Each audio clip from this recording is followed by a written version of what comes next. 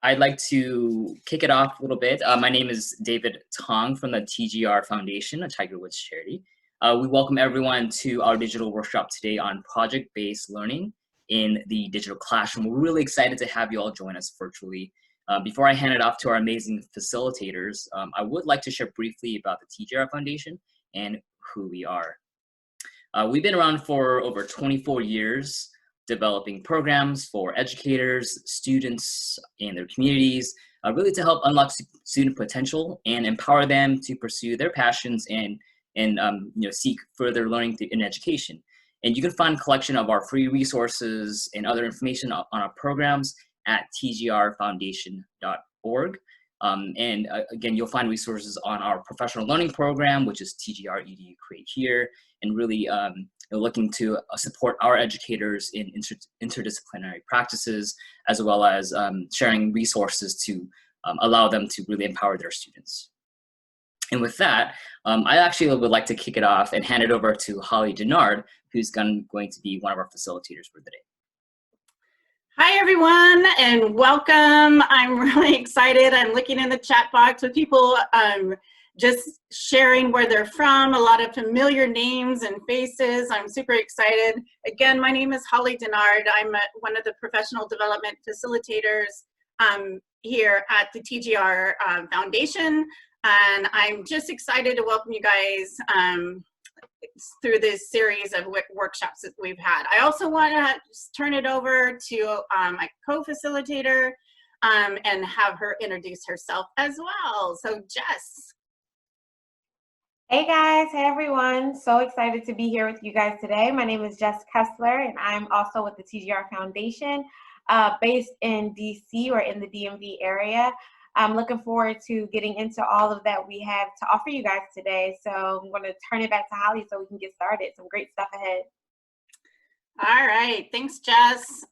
So yeah, we want to start out with just talking about a few norms for the workshop. This is going to be an interactive workshop. We do want to hear you, but while during the workshop, and if you can just please mute your microphone to avoid any of those background noises. Also, we'd like to see your faces, so please keep your cameras on. We want to interact with you today and be able to see and share your voices. So again, this is going to be an interactive workshop. We'd love to hear your thoughts and ideas throughout today. All right, with that being said, let's talk about what we're going to do today. So we're going to be talking about project-based learning. So we're going to start out with just identify what is project-based learning. And then you guys are going to be going through an activity together that we've adapted from one of our lesson bundles on our website, TGR EDU Explore. And you're going to be engaged in an activity that we adapted to this digital world. So we'll talk about that as well, how you can transfer some of your lessons that you do every day in the classroom into digital learning environments. And then last, we're going to talk about a framework in which you can start developing and building out your own project-based learning unit and lessons at the end. All right, so we're going to go ahead and dive right in here with starting with that big question on what is project-based learning. So we'd like to get you guys' ideas and thoughts. So one way that we're going to enable this to happen is we want you guys to go into your browsers and log on to menti.com, and you're going to enter in the code 265980. It's here on the screen. And we're going to create a word cloud on this site to identify what we feel in either one or two words each time, how you would identify what is project-based learning. All right, look at already, we're getting some great stuff here. Collaborative, I love it, absolutely. Collaborative seems to be our big word that all of us are using. Participation, authentic, absolutely. Student-centered, real life, problem solving. Child-centered, absolutely. Inquiry-based, problem solving. I love all the different additions that you all are throwing out there on our word cloud. This looks awesome. Hands-on, that's another great one. Fun, absolutely. I think that's something that we're going to try to focus on today as well, is having, because we're making these authentic connections for students to the real world problems, students actually have fun just identifying what the project and what the problem is all about. Relevant, awesome. All right, thanks everybody for sharing all of your thoughts. We have collaboration and collaborative at front and center with all different ideas here. All right, so we're gonna put these together in, just kind of hone in on a couple of key points or elements that we feel are super important in project-based learning.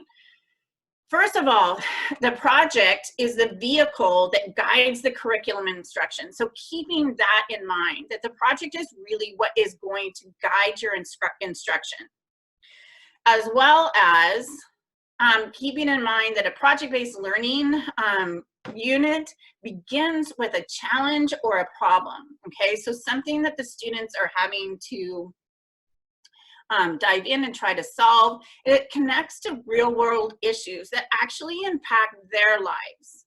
So that's also a very key component of project-based learning.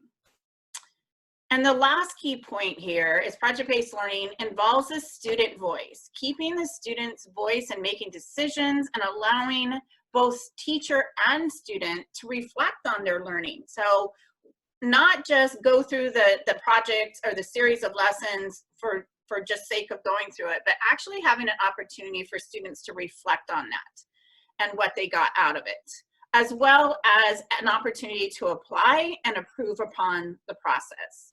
So with that being said, a lot of key points here.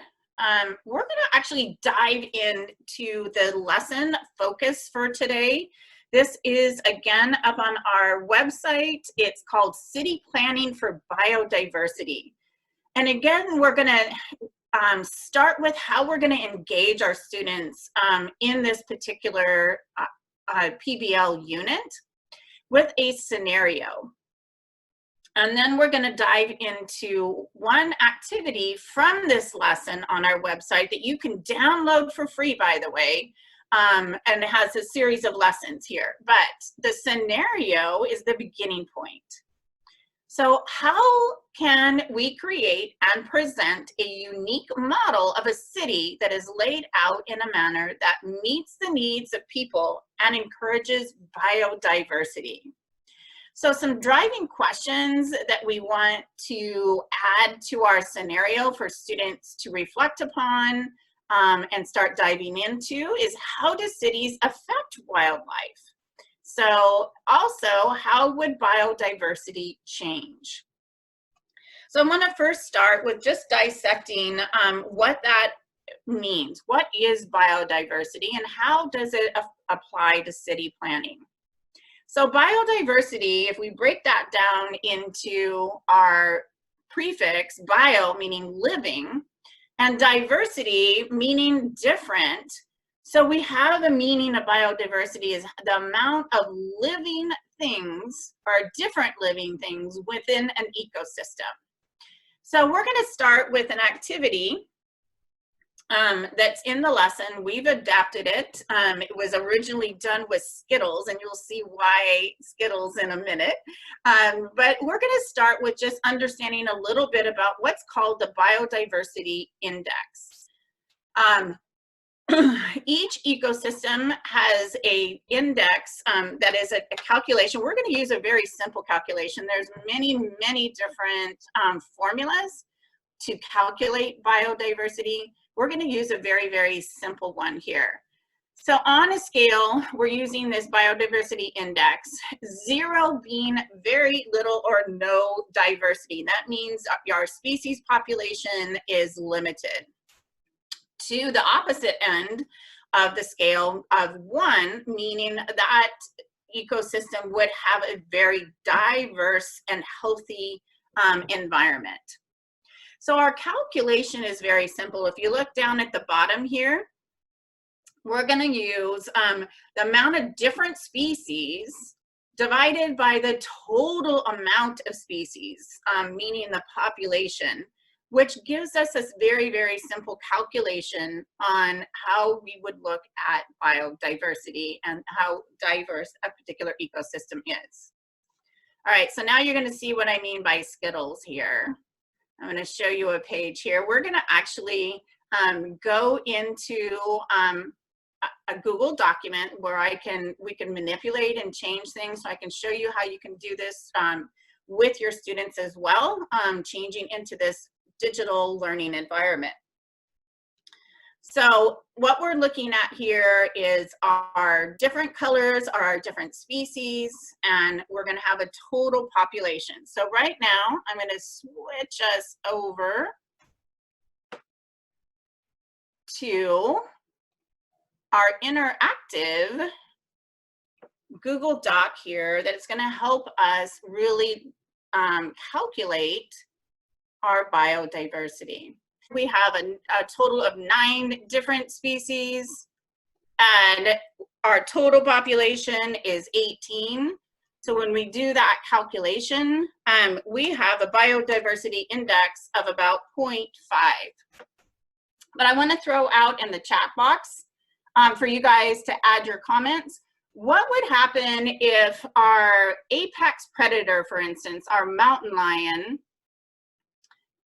due to our city planning, we moved into their territory, and basically our mountain lion, our apex predator, disappears. So if you guys can share out with us in the chat box,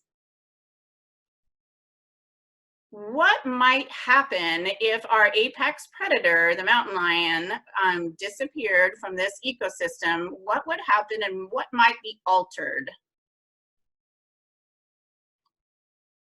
Oh, I'm seeing one.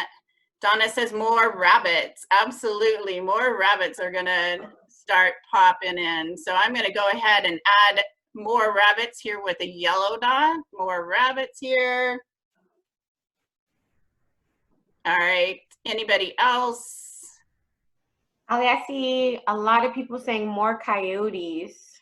Absolutely. So if our apex predator disappears, we're going to have more coyotes moving into the area. Now, if we've got more coyotes, what might happen to those jackrabbits? Are we going to have as many, or are they actually going to disappear? We know rabbits, it's hard to get rid of them, but we also now have more coyotes. We might possibly even have more deer. There's not as many threats. The mountain lion is gone. We might also see an increase in other species like this. And it's a trickle-down effect, yes. So I'm seeing a lot of great responses in here. So Jason, if I look, Holly, they also mentioned a lot more or a lot less plants, right? So the nuts and seeds and things that the rabbits eat and the deer eat would decrease as well. absolutely, absolutely. So the main idea in this particular scenario is that as things evolve, it's going to continue to alter that balance in the ecosystem. So if we look at our altered biodiversity, we now only have 8. We now have only 8 species, and we have a total population. Am I counting 20? Right. Or 19. We also have,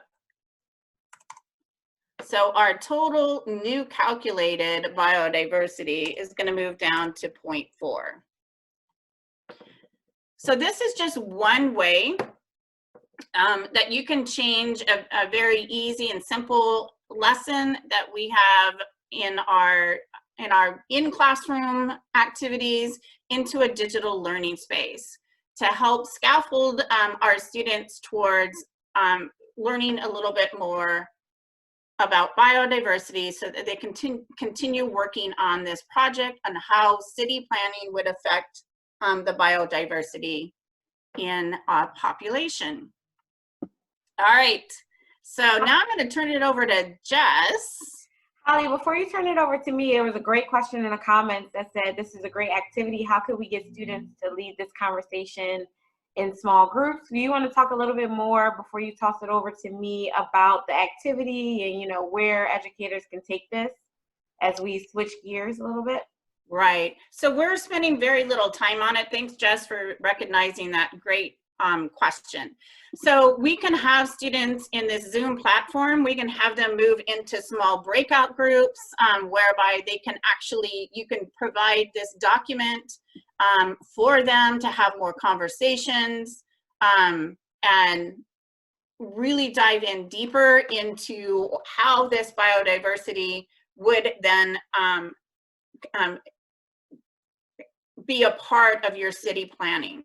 So I think there's a lot of different ways that you can add or take this one activity and bring students into small groups for further conversation and discussion.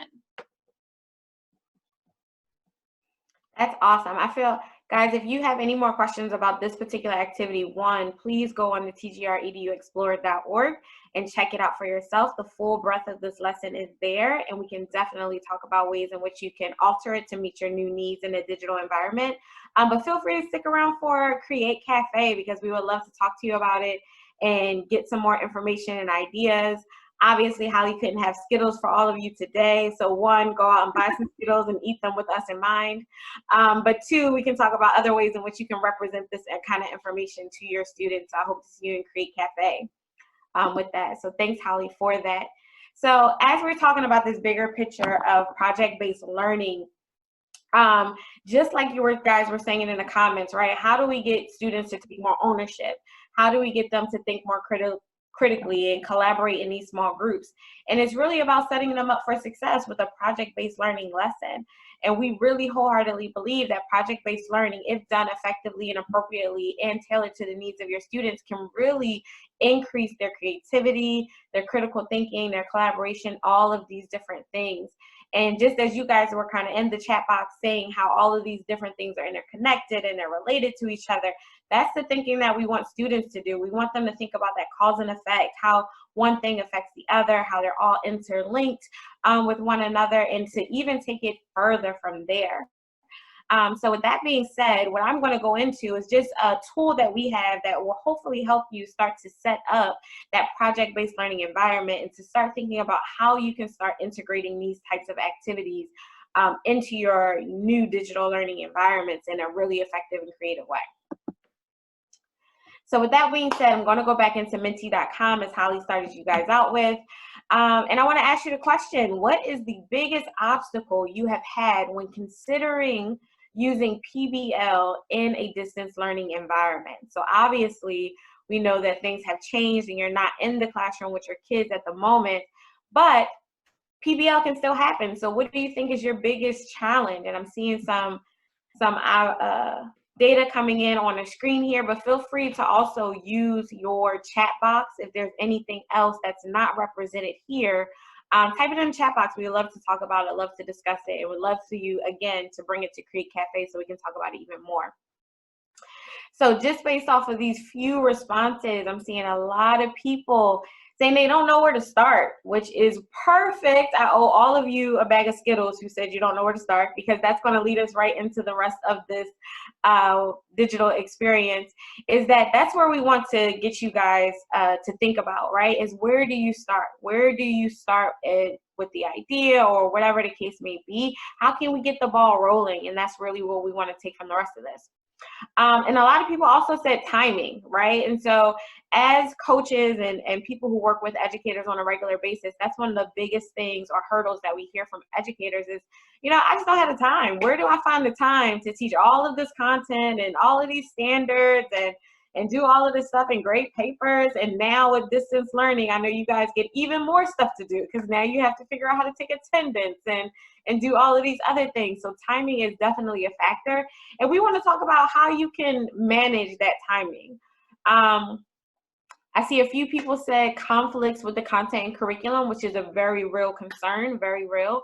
And some of you don't have any obstacles at all, and I love to see you using PBL, so that's a great opportunity for us to hear what you guys have to say and share out. So if you're using PBL already, I would love to see you in Create Cafe to share out some of your resources and things that you've done, but also share it out in the comment section because we'd love to connect with you and see how that's going. In the chat box, and Holly, let me know if you see anything. I see a lot of people talking about student equity and what students have and what students don't have at home, and that is very real, right? Because you can't just go out there and deliver a pack of Skittles to every student, 150 of your kids, just so that they can do this one small portion of a lesson. And so we hope that, one, Holly has demonstrated how we can start thinking more creatively about what we're asking students to do or how we're asking them to do it, but also, you know, in our planning process, let's keep that at top of mind as well. So I see a bunch of great comments, but I want to keep moving at the current time, but bring those comments, keep them going, bring them into Create Cafe later. So one thing I want to just note here is that PBL isn't about adding stuff to your plate. We already know educators have a challenging job. We were all educators at one point. I actually just have been out of the classroom for 1 whole year now, and it's freaking me out. I'm like, oh my gosh, where are kids? But it's not about adding stuff to your plate. We never want to add more to an educator's plate because it's already full. But it's really about rearranging what's already on your plate so that you can focus on student voice and student choice. Because one, we know student voice and student choice is directly related to their engagement in your classroom, but it's also directly related to how connected they are to the content and that deeper understanding. So PBL isn't about, you know, trying this new thing and it's taking all of your time now or it's taking all of your resources. It's about what do I already do and how can I fold that into a project-based learning lesson or environment to really make the most out of it and get the biggest bang for my buck. So I know a lot of people say, you know, content restrictions. I got to teach all of this content. You can tie that content into PBL, and we want to show you how. And a lot of people said time. And I think the misconception there is that project-based learning has to be this large, month-long assignment that you give to kids. And honestly, it does not have to be. You make PBL, project-based learning, the timing that you need it to be to suit the needs of your kids. And we'll talk a little bit more about that as I get into that planning tool. So I got one more question for you guys. There it is. When considering PBL, again, using Menti.com, where do you start your planning? So for you who have said that you already have done PBL, already doing it, I would love to hear, where do you start? Where have you started your process? Is it with the content? Is it with the timing? Is it with something else? Let us know where you start PBL. And if you haven't done PBL just yet, I would love to just hear about where you think you should start. When you hear PBL, what's that first thing that comes to mind? So I see Cindy in the chat is already talking about content, right? You start with the content, start with student interest. And I love that comment about student interest because oftentimes we don't think to start there, but that's key, right? Because if they're interested, they stay with it. If they're interested, they ask questions. If they're interested, they want to know more and do more. So that is awesome and amazing. Now going to the results that we have here, I see a lot of people putting in product, backwards planning design. We love backwards planning, it's so awesome. I see content and curriculum, relevance. You start with the goals of the content. All of these are great, guys. You guys are all even reading each other's mind because it's all on the same page. Starting with objectives, standards, love it. Real world application, love that. That is a major part of PBL that we want to make sure we're highlighting all the time. ELA passages. I love that someone, whoever this was, gold star for you today, put in that ELA, right? Project-based learning is not just for your STEM classrooms. It is for any classroom, right? You can turn all of those different areas into a project, small or large, that you want students to be able to tackle. So if you're in social studies or history, do not think that we are not talking about you. We are talking about everyone today, okay, with project-based learning. All right, I have a lot of great stuff here. Student questions, connecting units. This is all amazing stuff, guys. Thank you so much. I also, oh. Go ahead, Holly. It's real, right? All right, I see building the driving question from the content and current topics. I thought that was awesome too, is knowing what that is going to drive your PBL unit. Yeah, I love that. Love that. I also see Kelly in the comments mention phenomena for initial engagement, starting out with some kind of shock and awe, right? That experiment, you blow stuff up and kids are like, oh my God, that was the best thing ever, right? And then you got them hooked and you take them from there, right? Those are great things. Awesome. All right, keep those things going. So when we're planning for PBL, we really want to consider all of these things, and you guys really touched on a lot of this in the comments that you've been making throughout this workshop. So the authenticity of it is very important, that student voice, reflection, critiquing, revision, a public product, something for them to show the world that they've actually spent time developing, and definitely challenging problems and questions. So when Holly threw out that question, you know, how do we impact wildlife, right? How do we impact the biodiversity through our city planning and building and all those other things? Those are things that students don't realize that we actually need to think about. They are a part of society. They are a part of the world. And they are a large part of that world because they're going to be the ones taking these initiatives in the future and bringing them forward. So we want to bring that to life in a project-based learning kind of way to really get them engaged in this context. So we here at the TGR Foundation on our Create team have developed a framework for you guys to use to really put all of these big ideas together, right? Because project-based learning has a lot of pieces, right? You want to think about the content, you want to think about your timing, what do students have, like all the things you guys listed are also important to this process. But it can also be very all over the place, right? If you don't have a framework to bring it back together and really say systematically in organized fashion, you know, this is what I need to do, this is what I need to have in order for this to work. So what I'm going to do here, or what I'm going to attempt to do, because I stole Holly's screen and I am not a pro at this at all. So what I'm going to do, oh, here it is. What I'm going to do is, guys, show you this PBL framework that we have created. I'm going to highlight a couple sections for you, but John or David is going to actually link this PDF in the comments in our chat box so that you guys each have access to it. You can print it out, scroll through it as we're going through it, but also know that we might not have enough time to get through everything in this time that we have here today. So if you have questions about it, you want to start thought partnering, you want to start thinking about the different things that you can use here, please, please, please stay for Create Cafe because we want to talk to you about it and we want to go deeper. This framework here could be a whole webinar, 3-hour, 4-hour mix in itself, only because there are a lot of pieces that you could talk about for a long time. But it is something that is super useful, and we hope that it is something that will guide you through this process relatively seamlessly. So thinking about this, and I'm just going to blow this up just a little bit so we can all see. This project-based learning planning template or framework here really starts with two things in mind, and it's pre-planning. So the pre-planning is really that time when you're thinking about what are the larger scale pictures here? What are the big things that I want to accomplish in this project-based learning lesson?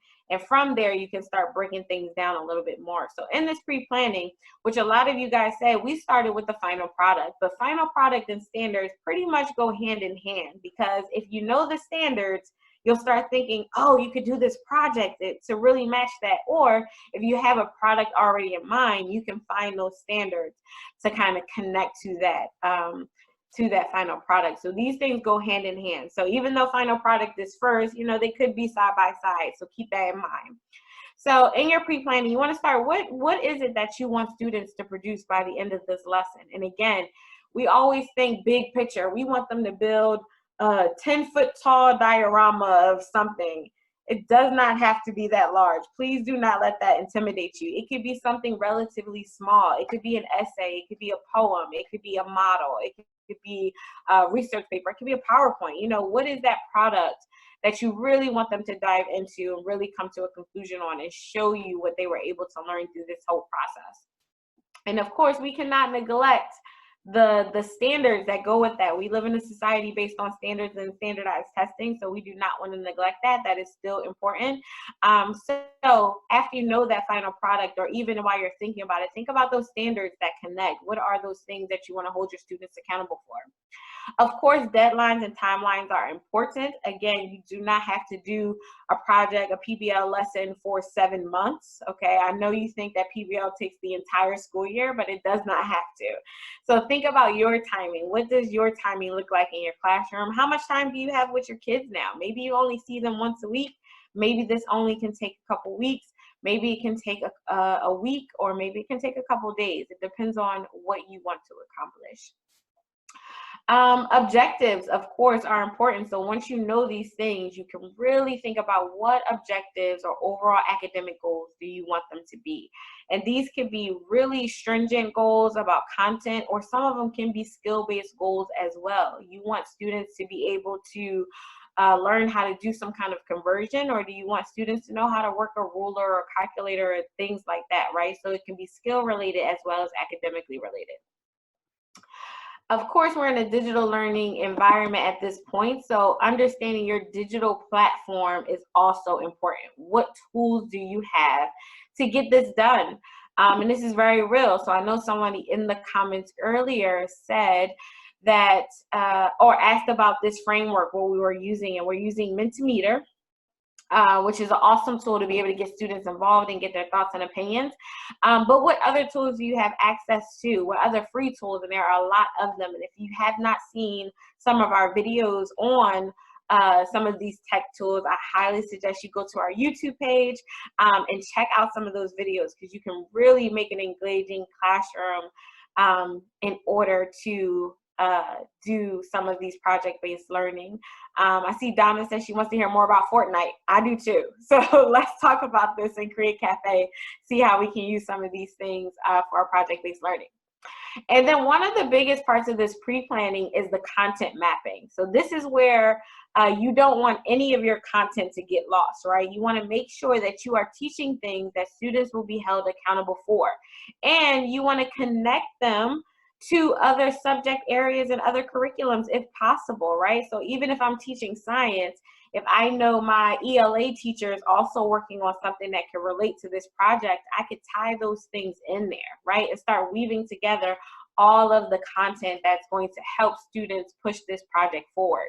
And so this is where you can really think about your curriculum, really think about those connections, and see what is it that students need to know anyway, and how can I tie all those pieces together into a really awesome and amazing project. Holly, anything to add to any of those things before I move on to the next piece? I know they might be tired of hearing my voice just a little bit, so I welcome the breaking it up. No, Jess, I'm looking at some of the comments that people are saying, sharing out a lot of just great ideas over here, and asking about these different platforms as well that we're using, for instance, Mentimeter. Just to take a pause from the planning piece of it, but Mentimeter does have a free account. You also can have paid account, which offers more bells and whistles, but you can work really easily with the free account on Mentimeter. Absolutely. And Mentimeter with the free account, just so you know, does limit the number of questions that you have. So if you want to do a really long one, then you might need to upgrade it. But if you only want to do a couple questions just to get them engaged, the free one is awesome and amazing as well. So thank you for that, Holly. So moving on into this planning guide, the next part of this is taking that content mapping and breaking it down. So now that you know what key areas are needed to really meld all of this together, for example, learning how to do some algebraic equations, now you can say, I need to teach algebraic equations, right? I can't go in assuming that they already know how to do this. So I'm going to plan a lesson or plan some kind of activities that will help them learn those skills, and that will guide us toward and push us forward to the end of the unit product. So after that pre-planning guide, you'll see a one-page that shows you how to break those down. So with that one topic in mind, I need to get a standard, I need to get an objective, and then I'm going to go through a 5E process. And for those of you who are not familiar with 5Es, we did a webinar on it not too long ago. So we invite you to go again onto our YouTube page and check it out and learn a little bit more about the 5Es. But basically, we want to take them through that learning cycle that engages the student, allows them to explore that topic, gets them to a point where they can explain it to us or other people, give them an opportunity to elaborate, and then evaluate that learning. And one important piece of this 5E cycle, which we would love to talk to you more about, especially in Create Cafe, is that it is a cycle, so it does not stop. So this is just one portion of this cycle, whether you do it in a complete loop like this, or whether you start at a different spot and continue to go around. And I think most importantly, like this diagram shows, it's important to evaluate at every step, right? Whether it's just a small formative assessment or it is at the end and it is a summative assessment. But doing those quick check for understandings are awesome and amazing for your students' benefit, but also for your benefit as an educator, to make sure that we are pushing students toward that standard and that goal, which is super, super important.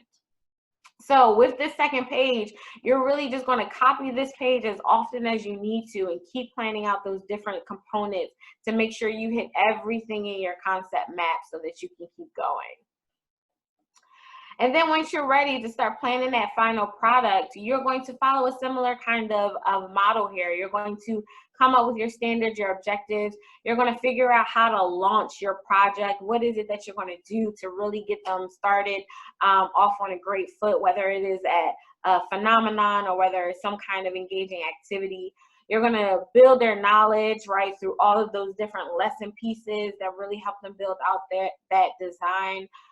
You're going to move into your project design, give them an opportunity to explain what's going on, allow them to manage that project through elaborative opportunities, and of course, give them an opportunity to reflect, which is so important because not only is this large project an assessment of their skills throughout this time, but it is also an opportunity for them to hone in on skills that are a little bit softer, but just as important, like presentations, reflections, self-reflections, peer reviews, and all kinds of other different models and tools that you can use to really help them reflect on this process.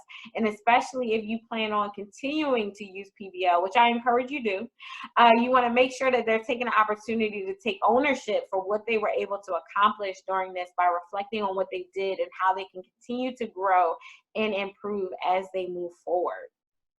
So, whew, that was a lot. This is a big document. In these 4 pages, there are a lot of things to consider. But overall, we really hope that this framework here allows you to think more systematically about how you're planning out your project-based learning lessons and encourages you to use them, right? Because don't let the 4 pages fool you. These opportunities are so amazing for students. And even though it does require us to do some back-end planning, on the forefront, the students will be the ones who are really guiding that process. The students will be the ones giving you their ideas and thoughts and pacing themselves and monitoring their academic success and all of these other things. So us as educators will use this to do the planning and the background information, but as soon as you present this to the class, the students will be able to skyrocket into everything that it is that you want them to do.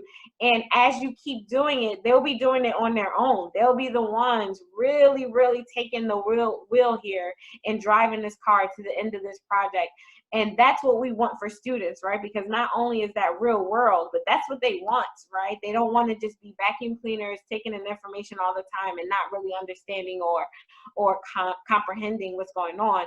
They really want to know what's happening and really take ownership of it. And that's how you keep them engaged.